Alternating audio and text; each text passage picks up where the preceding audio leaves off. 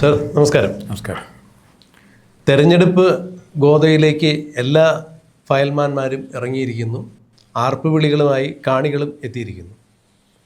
ഈ 140 ഗോദയിലും തീപാറുന്ന മത്സരമായിരിക്കും എന്ന് എല്ലാ മുന്നണികളും അവകാശപ്പെടുമ്പോൾ 139 മണ്ഡലം ജയിക്കുകയോ അല്ലെങ്കിൽ അത് ജയിച്ച് നമ്മൾ ഭരണത്തിലെത്തുകയോ ചെയ്താൽ പോലും അമ്പലപ്പുഴ എന്ന മണ്ഡലം നമുക്ക് ഒരു കാരണവശാലും നഷ്ടപ്പെടാൻ പാടില്ല. അഥവാ 139 മണ്ഡലം നഷ്ടപ്പെട്ടാലും അമ്പലപ്പുഴ എന്ന ഒരു മണ്ഡലം ഒരു കാരണവശാലും നമുക്ക് നഷ്ടപ്പെടാൻ പാടില്ല. ഇത് ബഹുമാന്യനായ കേരളത്തിൻ്റെ മുഖ്യമന്ത്രി പിണറായി വിജയൻ CPMൻ്റെ അനുഭാവികളോടും അണികളോടും പ്രവർത്തകരോടും നേതാക്കന്മാരോടുമെല്ലാം പറഞ്ഞിരിക്കുന്ന ഒരു കൽപ്പനയാണ്, അല്ലെങ്കിൽ കൊടുത്തിരിക്കുന്ന തിട്ടൂരമാണ്. സുധാകരൻ എന്ന് പറയുന്ന യഥാർത്ഥ കമ്മ്യൂണിസ്റ്റ് നേതാവിനെ പിണറായി വിജയനും CPM അണികളും എത്ര കണ്ട് ഭയപ്പെടുന്നുണ്ട് എന്നുള്ളതിൻ്റെ ഏറ്റവും വലിയ ദൃഷ്ടാന്തമായിട്ടാണ് കേരളം ഇതിനെ വിലയിരുത്തുന്നത്. കേരളത്തിൽ ഇന്നോളമുള്ള രാഷ്ട്രീയ സംഭവ വികാസങ്ങൾ സാഗൂതം നിരീക്ഷിക്കുകയും കൃത്യമായി പലപ്പോഴും പല കാര്യങ്ങളും പ്രെഡിക്റ്റ് ചെയ്യുകയും ചെയ്തിട്ടുള്ള ഒരു രാഷ്ട്രീയ നിരീക്ഷകൻ എന്ന രീതിയിൽ എന്താണ് സാറിന് ഇക്കാര്യത്തിൽ പറയാനുള്ളത്? സുധാകരൻ ഒരു സിമ്പലാണ്, CPMൻ്റെ ഒരു സിമ്പലാണ്, കമ്മ്യൂണിസ്റ്റ് പ്രസ്ഥാനത്തിൻ്റെ ഒരു സിമ്പലാണ്. ഒരുപക്ഷെ കേരളത്തിലെ തന്നെ ഒരു യഥാർത്ഥ കമ്മ്യൂണിസ്റ്റ് ആരായിരുന്നു എന്ന് ചോദിച്ചാൽ ഒരു ഉത്തരം നമുക്ക് പറയാനുണ്ട്. മറ്റാരുമല്ല, ആർ സുഗതനായിരുന്നു. പാർട്ടി പ്രവർത്തനത്തിൽ CPI പോയ ആളാണ്. ആർ സുഗതന് ശേഷം അത്രമാത്രം ഇൻറ്റഗ്രിറ്റിയും കമ്മ്യൂണിസ്റ്റ് പ്രത്യയശാസ്ത്രങ്ങളുടെ പ്രതിബദ്ധതയും കാണിച്ചിട്ടുള്ള മറ്റൊരു നേതാവിൻ്റെ പേര് പറയാൻ അവിടെ ഇല്ല. പിന്നെയെല്ലാം ഈ തട്ടിപ്പുകാരെ കൂടുതൽ തോമസ് ഐസക് അങ്ങനെയുള്ള പാർട്ടികളെ പിന്നെ വന്ന് പാർട്ടിയുടെ നയപരമായ കാര്യങ്ങളൊക്കെ വിശദീകരിക്കാൻ തുടങ്ങിയത്.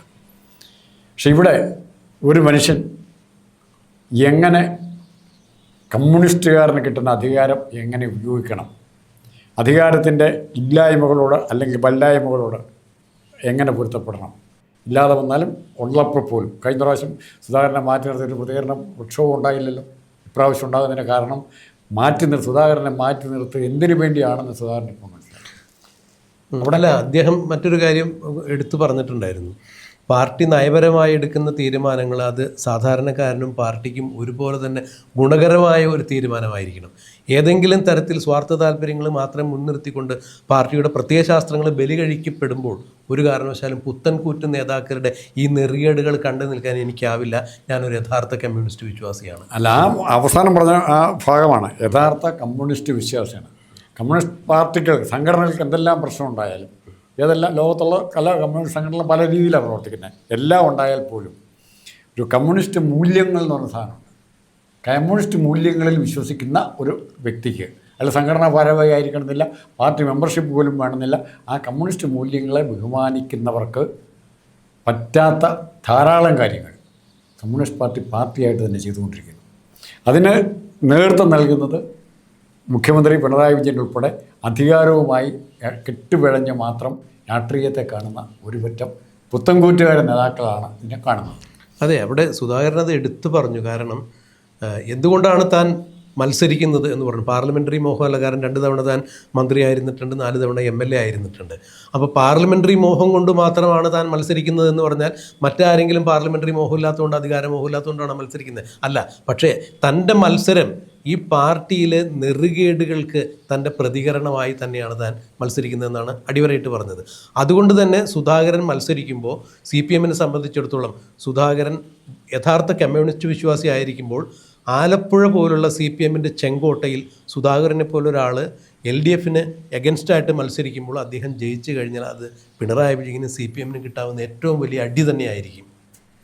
അല്ല, അതിന് സുധാകരൻ CPMന് കൊടുക്കാൻ പോകുന്ന അടി മറ്റാർക്ക് ചെയ്യാൻ പറ്റുന്നതിനേക്കാൾ കൂടുതൽ ചെയ്യാൻ സുധാകരന് പറ്റും. രണ്ടാമത് അമ്പലപ്പുഴ എന്ന് പറയുമ്പോൾ പുന്നപ്പുറയും കൂടെ ഉൾപ്പെട്ട പ്രദേശമാണ്. അതെ, ആയിരക്കണക്കിന് രക്തസാക്ഷികളുള്ള പ്രദേശമാണ്. അതെ, പുന്നപ്പുറയും വയലാറും CPMനെ സംബന്ധിച്ചിടത്തോളം, ഇടതുപക്ഷത്തെ സംബന്ധിച്ചിടത്തോളം മറക്കാൻ പറ്റാത്ത സ്ഥലമാണ്.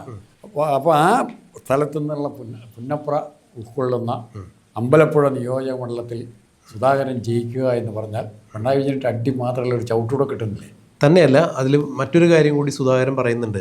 യഥാർത്ഥ കമ്മ്യൂണിസ്റ്റ് വിശ്വാസികളെ എനിക്ക് വോട്ട് ചെയ്യും എന്ന് പറയുന്നത് പിണറായിയെയും CPMനെയും വിരളിയിടിപ്പിച്ചു. അതിന് P കൃഷ്ണപിള്ള സ്മാരകം തകർത്തത് ആരാം എന്നുള്ളത് എനിക്കറിയില്ല എങ്കിലും ചില ആളുകൾ ആ സമയത്ത് അവിടെ കണ്ടത് എന്തിനായിരുന്നു എന്നുള്ള ചോദ്യം ഉയർത്തുമ്പോൾ ആണ് ഈ ഈ മന്ദിരം തകർത്തത് സ്മരണ കുടീരം തകർത്തത് ആരാണെന്നുള്ള എനിക്ക് വ്യക്തമായി അറിയാമെന്നുള്ള സൂചന കൂടി അതിലുണ്ടായിരുന്നു. അവിടെ ഈ കോഴിക്കോട്ടവൻ്റെ തല പപ്പ് തപ്പി നോക്കുമെന്ന് പറഞ്ഞാൽ ഒരാൾ ഞാൻ അവിടെ പോയിട്ടില്ല, ഇന്ന സമയത്താണ് പോയെന്ന് കയറി സജി ചെറിയാൻ്റെ ഒരു സ്റ്റേറ്റ്മെന്റ് ഉണ്ടായിരുന്നു. അല്ല ഇതിൽ സജി ചെറിയാനും സുധാകരനുമായിട്ടാണ് അവിടെ പ്രധാന കുസ്തി. ആ കൂട്ടത്തിൽ സലാമോടെ കൂടി സലാമുണ്ട്. സജി ചെറിയാൻ പറഞ്ഞ മനുഷ്യനെ ഒരു കമ്മ്യൂണിസ്റ്റായിട്ട് കണക്കൂട്ടാൻ പറ്റും. അല്ല അധ്വാനത്തിൻ്റെ മഹത്വത്തെ ഇത്രയും തിരസ്കരിച്ച് പുച്ഛിച്ച് സംസാരിച്ച് വേറൊരു കമ്മ്യൂണിസ്റ്റ് ഉണ്ടാവില്ല. അധ്വാനത്തിന്റെ മഹത്വം മാത്രമല്ല, ഇന്ത്യയുടെ ഭരണഘടനയെ പോലും കുന്തവും കുടച്ചൊക്കെ ഈ അധ്വാനത്തിൻ്റെ മഹത്വം എന്ന് പറയുന്നത് സൈക്കോളജിക്കലുണ്ട്. ഇവിടെ നെൽകൃഷി കുട്ടനാട് നശിക്കുന്നു, നെൽകൃഷി കുറയുന്നു, അരി ഉൽപ്പാദനം കുറയുന്നു എന്ന് പറഞ്ഞപ്പം ഈ മാന്യൻ കമ്മ്യൂണിസ്റ്റുകാരനായ സജി ചെറിയാൻ, കമ്മ്യൂണിസ്റ്റ് പ്രതിനിധിയായിട്ട് മന്ത്രിസഭയിലുള്ള സജി ചെറിയാൻ, MLA ആയ സജി ചെറിയാൻ പറഞ്ഞത് നമ്മളെന്തിനാണ് ഉണ്ടാക്കുന്നത്, നമ്മുടെ കാശല്ലേ ഉള്ളത്, വിദേശത്ത് നിന്ന് പൈസ വരികയല്ലേ, ആന്ധ്രയിലെയും കർണാടകത്തിലെയും കർഷകരെ കൃഷി ചെയ്തോളും, അത് നമുക്ക് കാശ് കൊടുത്ത് മേടിച്ചു. തൊഴിലാളി വർഗത്തിന്റെ, അടിസ്ഥാന വർഗത്തിന്റെ, അധസ്ഥിത വർഗത്തിന്റെ ഉദ്ധാരകരെന്ന് അവകാശപ്പെടുന്ന സജി ചെറിയാനാണ് പറഞ്ഞത്. സുധാകരൻ മാറി നിൽക്കാൻ പറഞ്ഞാൽ സുധാകരൻ കേൾക്കുമോ? ഇവിടെ ഏറ്റവും വലിയൊരു പ്രശ്നം എന്ന് പറഞ്ഞാൽ അടിസ്ഥാന വർഗത്തിൻ്റെ പ്രശ്നങ്ങൾ എന്താണെന്ന് അടുത്തറിഞ്ഞ് അവരുടെ ഈ മുഖ്യമന്ത്രി പറഞ്ഞാൽ ചെറ്റക്കുടിലും അവരുടെ ചാളയിലും ഒക്കെ പോയി കൃത്യമായി അവരുടെ വികാരം, അവരുടെ പ്രശ്നങ്ങൾ എന്താണെന്ന്, അടിസ്ഥാന വിഷയങ്ങൾ എന്താണെന്ന് മനസ്സിലാക്കിയ ആളാണ് ജി സുധാകരൻ. പാർട്ടി അങ്ങനെ കെട്ടിപ്പടുത്തു കൊണ്ടുവന്ന ആളാണ്. അല്ലാതെ ഏതെങ്കിലും പ്രത്യയശാസ്ത്രം വായിച്ച് കാണാപ്പാഠം പഠിച്ച് അതിലഭിരമിച്ച് 4 വേദികളിൽ കയറി പ്രസംഗിച്ച ആളെ കൂട്ടുന്ന ഒരു നേതാവായിരുന്നില്ല. യഥാർത്ഥ മനുഷ്യൻ്റെ ജീവിതവുമായി ബന്ധപ്പെട്ട പ്രശ്നങ്ങൾ കമ്മ്യൂണിസവുമായി എത്രത്തോളം അടുത്ത് നിൽക്കുന്നു, അല്ലെങ്കിൽ സാധാരണക്കാരൻ്റെ ജീവിതം മാറ്റിമറിക്കുന്നതിൽ കമ്മ്യൂണിസത്തിൻ്റെ പ്രസക്തി എന്താണ് എന്ന് തിരിച്ചറിഞ്ഞ ഒരു നേതാവാണ്. അതുകൊണ്ട് തന്നെ ഇവർ ഭയക്കുന്നു. എന്തുകൊണ്ട്? ജി സുധാകരനെ പോലെ യഥാർത്ഥ കമ്മ്യൂണിസ്റ്റുകാർ ഇതിൽ നിന്ന് വേർപെട്ട് പോയി കഴിഞ്ഞപ്പോൾ കമ്മ്യൂണിസം നിലനിൽക്കണം എന്ന് അദ്ദേഹം പറയുമ്പോൾ യഥാർത്ഥ കമ്മ്യൂണിസ്റ്റ് വിശ്വാസികൾ സുധാകരന് വോട്ട് ചെയ്യും എന്നുള്ളത് പിണറായി വിജയനും അറിയാം, സജി ചെറിയാനും അറിയാം, MA ബേബിക്കും അറിയാം, H സലാമിനും അറിയാം. അതുകൊണ്ട് ഒരു വോട്ട് പോലും ഏരിയ തലത്തിലോ ബ്രാഞ്ച് തലത്തിലോ ഒന്നും നഷ്ടപ്പെടാതിരിക്കാൻ വേണ്ടി വീടാതിരം കയറി ഇറങ്ങി ഭീഷണിപ്പെടുത്തുന്നുണ്ടെന്ന് പറയുന്നത് അണികളെ. അല്ല, ഒരു കാരണവശാലും വോട്ട് പുറത്തു പോകരുത്. സുധാകരന് ഇത്രത്തോളം ഇവർ ഭയപ്പെടുന്നതിൻ്റെ കാരണം ഈ കഴിഞ്ഞ തദ്ദേശ സ്വയംഭരണ സ്ഥാപനത്തിൽ നടന്ന തെരഞ്ഞെടുപ്പുമായി ബന്ധപ്പെടുമ്പോൾ ഏതാണ്ട് 5000 വോട്ടിൻ്റെ ലീഡ് മാത്രമാണ് അവിടെ ഉണ്ടായിട്ടുള്ളത്. അപ്പോൾ മറിച്ചൊന്ന് ചിന്തിക്കുകയാണെങ്കിൽ 22,000 വോട്ടുകൾ അവിടെ BJPക്ക് നേടാൻ സാധിച്ചിട്ടുണ്ട്. പുതിയ ലിസ്റ്റ് പ്രകാരം വോട്ടുകൾ മാറി മറിയും. തീരദേശ പ്രദേശങ്ങളിൽ ജി സുധാകരന് വളരെ വലിയ സ്വാധീനമുണ്ട്. അവിടെ CPMകാർ സുധാകരൻ എന്ന് പറഞ്ഞാൽ അവർക്കൊരു വികാരമാണ്. കാരണം അവരുടെ ജീവിത പ്രശ്നങ്ങളുമായി അടുത്ത് ഇടപഴകിയുള്ള ആളാണ്. അല്ലാതെ വല്ലപ്പോഴും തെരഞ്ഞെടുപ്പ് യോഗങ്ങൾക്ക് പ്രസംഗിക്കാൻ വരുന്ന നേതാക്കന്മാരെ പോലെ ആയിരുന്നില്ല അവിടെയുള്ള കമ്മ്യൂണിസ്റ്റുകാർക്ക് ജി സുധാകരൻ. ഇന്നിപ്പോൾ മുകളിൽ നിന്നുള്ള സമ്മർദ്ദം, അതായത് MA ബേബിയും പിണറായി വിജയനും സജി ചെറിയാനും അടക്കമുള്ള വലിയ നേതാക്കന്മാരുടെ സമ്മർദ്ദം മൂലം പരസ്യമായിട്ട് ഒരുപക്ഷെ സുധാകരന് പിന്തുണ പ്രഖ്യാപിക്കാതെ മാറി നിൽക്കുന്ന കമ്മ്യൂണിസ്റ്റ് വിശ്വാസികളുണ്ടാകും. പക്ഷേ അവരെല്ലാവരും ഈ രഹസ്യ ബാലറ്റ് സമ്പ്രദായത്തിൽ സുധാകരന് അവർ പിന്തുണ കൊടുക്കും എന്നുള്ള യാതൊരു തർക്കമില്ല. ഇത് മറ്റാരേക്കാൾ നന്നായിട്ട് തിരിച്ചറിയാവുന്ന രാഷ്ട്രീയ തന്ത്രജ്ഞനാണ് പിണറായി വിജയൻ. രണ്ടാമത്തെ കാര്യം, സുധാകരനെ ഇവർ വെറുക്കുന്നതിൻ്റെ കാരണം, സുധാകരന് ഒപ്പം നടന്നു പോയാൽ ഒരു വഴി കൂടെ നടന്നു പോവുക, ചെളിയുള്ള വഴി, ഒരു വണ്ടി വരുമ്പോൾ ചെളി തെറിച്ചാൽ ആ ചെളി പറ്റാത്ത ഒരാളുണ്ട്. സുധാകരൻ്റെ ഷർട്ട് ചെളി പറ്റിയത്. ഇത്രയും അധികാരത്തോടെ ചേർന്ന് നിന്നിട്ട് PWD, ദേവസ്വം, ഏറ്റവും കൂടുതൽ അഴിമതി കറപ്ഷന് ചാൻസ് ഉള്ള 2 വകുപ്പുകൾ കൈകാര്യം ചെയ്യും. നാടൻ ഭാഷ പച്ചയ്ക്ക് പറഞ്ഞ കൈയിട്ട് വരാൻ പറ്റിയ സ്ഥലം അവിടെ കൈയിട്ട് വരാതെ സംശുദ്ധമായി മുന്നോട്ട് പോകാൻ പറ്റിയ ആളാണ് സുധാകരൻ. അതെ, ഇപ്പോഴും സുധാകരനെതിരെ ഇവർ ആഞ്ഞടിക്കുമ്പോൾ ഏതെങ്കിലും അഴിമതിയുടെ ഒരു ലാഞ്ചന പോലും സുധാകരനെതിരെ ഉയർത്തിക്കൊണ്ടുവരവർക്ക് പറ്റുന്നില്ല. പഠിച്ചവിടെ വരട്ട് നോക്കി പല രീതിയിൽ എല്ലാം നോക്കിയല്ലോ, ഒന്നും പറ്റുന്നില്ല. അങ്ങനെ വന്നപ്പോഴാണ് വർഗവഞ്ചകൻ എന്നൊരു ലേബൽ ചാർത്തി കൊടുത്തത്.